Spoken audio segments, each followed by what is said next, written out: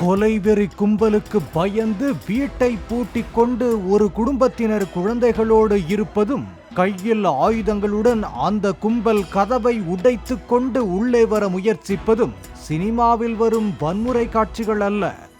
மதுரை மாவட்டத்தில் பெண் காவலரின் வீட்டை தாக்கிய நிஜ காட்சிகள்தான் இவை.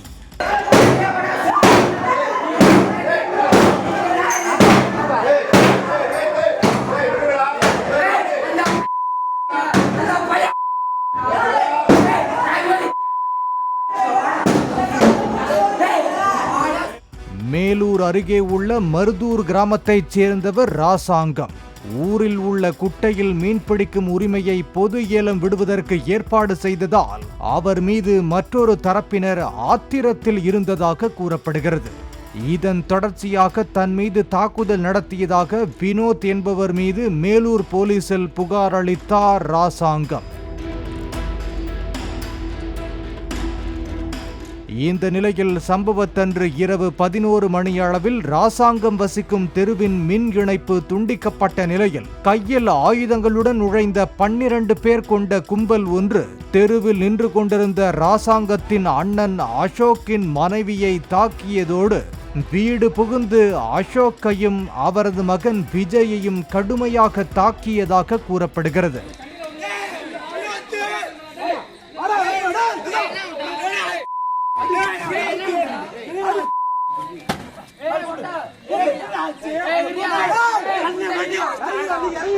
ராசாங்கம் வீட்டில் இல்லாததால் கும்பலின் தாக்குதலில் இருந்து அவரது குடும்பத்தை காப்பாற்றுவதற்காக எதிர் வீட்டைச் சேர்ந்த பெண் காவலர் அவர்களை பாதுகாப்புக்காக தனது வீட்டிற்குள் அழைத்துச் சென்றுள்ளார்.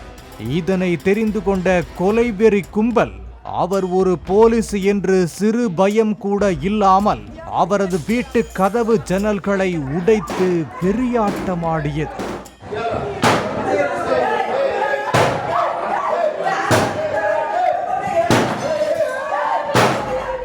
அதில் ஒருவன், இப்போது போலீசுக்கு போன் செய்து வரவை பார்க்கலாம் என சவால் விட்டான்.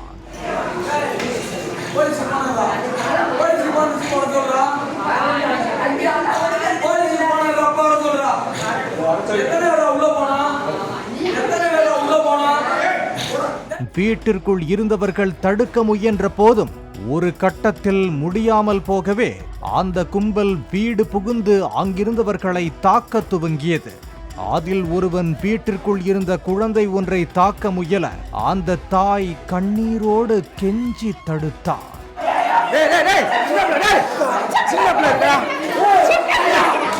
கஞ்சா போதையில் நுழைந்த கும்பல் வீட்டில் இருந்தவர்களை எல்லாம் ஜாம்பிகள் போல தாக்கியதோடு பொருட்களையும் அடித்து சேதப்படுத்தியது. அடைக்கலம் புகுந்தவர்களில் சிலர் பின்புற வாசல் வழியாக தப்பிச் சென்றனர்.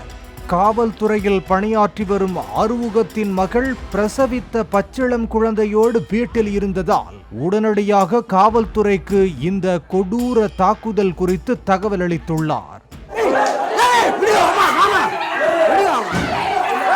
சைரன் வைத்த வாகனத்தில் போலீஸ் படை வருவதை பார்த்த பிறகே அந்த கொலைவெறி கும்பல் அங்கிருந்து தப்பிச் சென்றதாக கூறப்படுகிறது. இதில் 10க்கும் மேற்பட்டவர்களுக்கு காயம் ஏற்பட்ட நிலையில் வினோத் உட்பட 5 பேர் மீது கொலை முயற்சி உள்ளிட்ட 4 பிரிவுகளின் கீழும் ராசாங்கம் தரப்பினர் மீதும் வழக்கு பதிவு செய்திருப்பதாக தெரிவித்தனர் மேலூர் போலீசார்.